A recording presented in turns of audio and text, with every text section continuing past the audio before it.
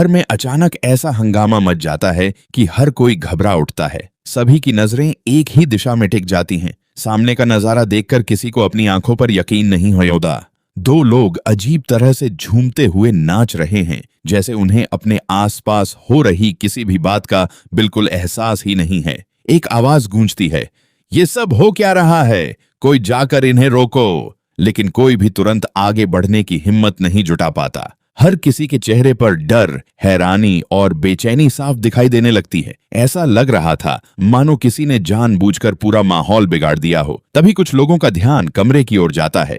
कोई कहता है, इनके कमरे की चाबी इसी बैग में होगी, जल्दी ढूंढो कहीं बहुत देर ना हो जाए। सभी लोग जल्दबाजी में बैग और सामान खंगालने लगते हैं। हर सेकंड के साथ बेचैनी बढ़ती जाती है, क्योंकि किसी को समझ नहीं आ रहा कि आखिर यह सब अचानक कैसे हो गया। उधर डॉक्टर अवंतिका लगातार सब कुछ ध्यान से देख रही होती हैं। उनके चेहरे पर चिंता साफ झलक रही होती है। तभी अचानक किसी की नजर उन दोनों की हालत पर जाती है और शक की सुई सीधे एक इंसान की तरफ घूम जाती है। माहौल में सन्नाटा छा जाता है। एक आवाज गूंजती है, ओह, मतलब इनके ड्रिंक में जो भी मिलाया गया था वह तुमने मिलाया था। यह सुनते ही सभी लोग एक दूसरे का चेहरा देखने लगते हैं। किसी को यकीन नहीं हो रहा कि घर के अंदर ही कोई इतनी बड़ी चाल चल सकता है। सामने खड़ी रणदीप के चेहरे पर जरा भी घबराहट नहीं होती, बल्कि उसके होंठों पर हल्की सी मुस्कान दिखाई देती है। तभी डॉक्टर अवंतिका को उसकी पुरानी बात याद आती है। उन्हें याद आता है कि रणदीप ने आत्मविश्वास से कहा था,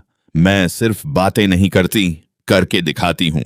उस समय शायद किसी ने उसकी बात को गंभीरता से नहीं लिया था, लेकिन आज उसकी हर बात सच होती हुई दिखाई दे रही थी। रणदीप धीमे धीमे सबकी तरफ देखती है और मुस्कुराकर कहती है, याद है ना, मैंने क्या कहा था, मैं सिर्फ बोलती नहीं हूँ, करके भी दिखाती हूँ। उसके इतना कहते ही पूरे घर का माहौल और ज्यादा तनावपूर्ण हो जाता है। किसी को समझ नहीं आता कि आखिर वह इतना बड़ा खेल क्यों खेल रही है। क्या उसका निशाना सिर्फ किसी को बदनाम करना था, या इसके पीछे कोई और गहरी साजिश छिपी हुई थी? हर किसी के मन में यही सवाल घूम रहा था। तभी डॉक्टर अवंतिका की आंखों में गुस्सा साफ दिखाई देने लगता है। उन्हें महसूस होने लगता है कि यह कोई छोटी मोटी शरारत नहीं, बल्कि पहले से रची गई एक खतरनाक योजना है। अगर समय रहते सच सामने नहीं आया तो पूरे परिवार की खुशियां बिखर सकती हैं। इसी बीच माहौल पूरी तरह बदल जाता है। घर में मौजूद हर सदस्य अब सच्चाई जानना चाहता है। कोई रणदीप से सवाल पूछता है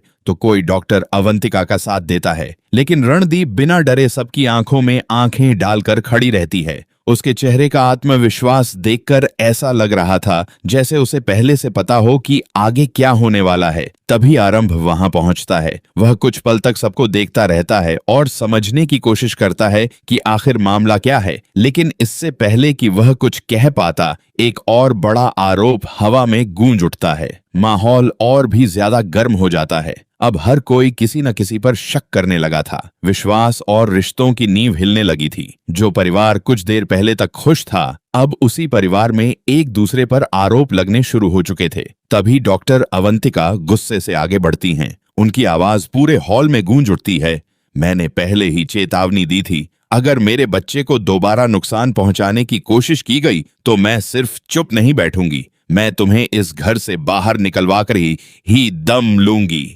उनकी आंखों में अपने बच्चे के लिए डर भी था और उसे बचाने का अटूट संकल्प भी।